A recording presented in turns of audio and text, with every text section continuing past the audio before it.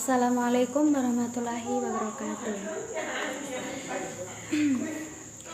Pertama-tama marilah kita panjatkan puja puji syukur kita kehadirat Allah SWT yang mana telah memberikan taufik hidayahnya beserta inayahnya kepada kita semua, terutama selalu memberikan kita kesehatan jadi kita bisa bertatap muka secara online ya, alhamdulillah. Jangan lupa untuk bersyukur hari ini ya. Oke, yang ketiga kalinya adalah langsung saja yang ketiga kalinya di sini saya ingin menjelaskan tentang filsafat manusia. Dari situlah bisa kita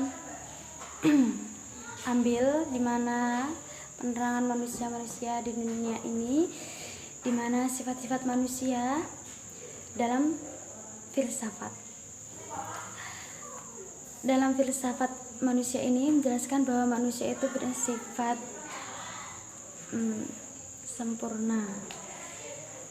Kenapa saya bilang sempurna? Karena di antara makhluk-makhluk Allah SWT hanya manusia saja yang diberi akal, ya kan? Hanya manusia saja yang diberi pikiran, akal pikiran. Dan dari situ kan udah kita simpulkan ya.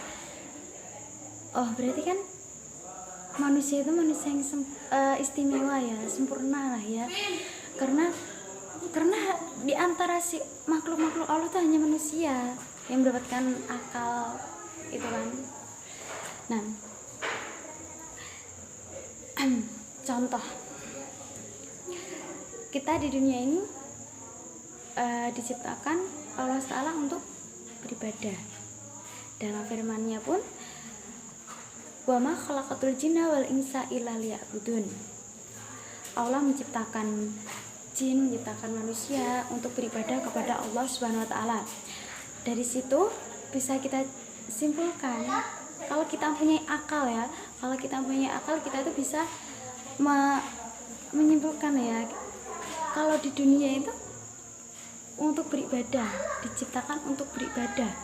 Jadi ya kalau kita punya akal ya, oh kalau nanti aku nggak ibadah nanti masuk neraka kan gitu. Kalau kita nggak mau masuk neraka berarti aku harus beribadah ya. Contoh simpelnya gini, anak kecil disuruh sama orang tuanya untuk membeli sampo lah di toko, tolong dia beliin sampo di toko itu. Nanti kalau nggak mau Bunda kasih uang jajan lah. Di situ kan anak kecil mikir, oh iya, di situ saya, aku nanti kalau nggak memberikan sampo, aku nanti nggak dapat uang saku, nanti aku jajan pakai apa. Nah, itu tuh contoh dari akal. Kalau kita punya akal kan kita bisa menggunakan akal pikiran kita ya. Itulah kalau kita bersyukurlah, beruntunglah kita banyak penduduk sekitar diciptakan menjadi manusia yang dikasih akal pikiran, yang sampai sekarang bisa menjadi mahasiswa, bisa memenuhi peraturan-peraturan dari dosennya. Karena seperti itu.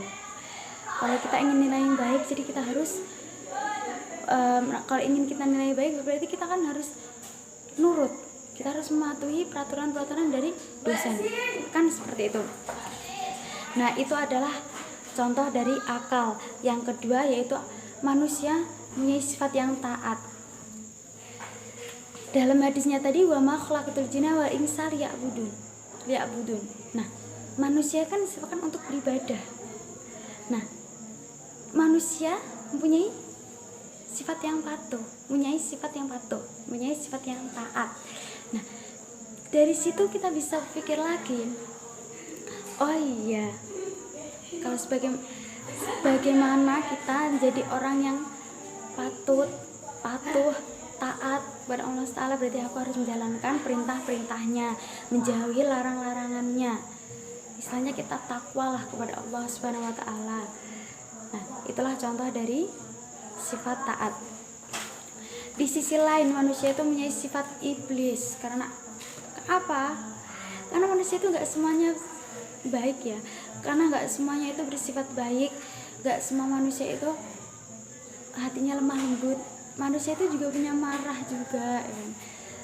marah kan sifatnya iblis, sifatnya setan, iya nggak? Iya.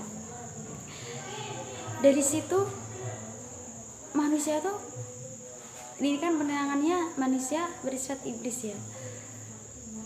Sifatnya iblis yang seperti apa sih? Yang menggunjing, ya mengolok-olok temennya lah, intinya nggak menghargai satu sama lain. Terus dikit-dikit tuh temennya tuh marahin, kamu kok kayak gini, harusnya tuh kayak gini, ya kan gitu. Seharusnya kalau kita punya akal ya, kalau kita punya pikiran, diberi akal, seharusnya kita mikir, kita nggak boleh semena-mena menggituin orang gitu, semena-mena memperlakukan seseorang seperti itu. Dikembalikan lagi dengan kita, kalau kita disifati seperti itu sama orang itu, kita kan tidak kan ya, seperti itulah orang lain yang kita gituin. Jadi seperti itu ya, itu penjelasan dari filsafat manusia. Filsafat manusia yang punya 3 contoh tadi ya, manusia yang punya sifat yang patuh, punya akal, taat. Nah, di antara 3 sifat ini bisa kita lakukan dari sehari-hari, bisa kita praktekkan sehari-hari, bahwa manusia itu ya sempurna. Saya nggak ya oke lah, oke mereka yang mengatakan manusia sempurna kan hanya Kanjeng Nabi. Sebagian ulama mengatakan iya, benar sekali, Kanjeng Nabi adalah, Rasulullah adalah manusia yang paling sempurna di antara yang lain, benar sekali. Tapi dalam penjelasan saya ini menjelaskan bahwa manusia yang di antara makhluk Allah kan hanya manusia yang diberi akal, kan seperti itu.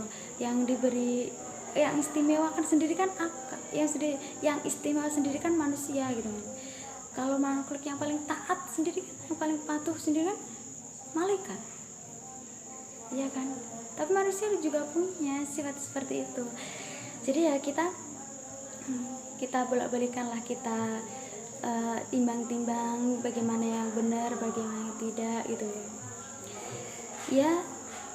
Oke, kita bermadhab. Biasanya kan kalau ada yang menyalahkan manusia kan tempatnya salah, manusia kan tempatnya itu apa, al insanu makhluk khata' wa nisyan gitu kan ya. Dalam penerangan tersebut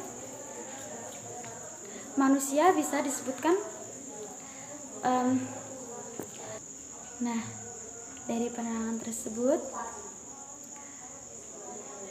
sudah jelas kan bahwa manusia itu mempunyai akal, pikiran, sifat yang patuh, mempunyai sifat yang taat, ada juga yang mempunyai sifat iblis ya. Cukup sekian dari saya, akhiran. Wassalamualaikum warahmatullahi wabarakatuh.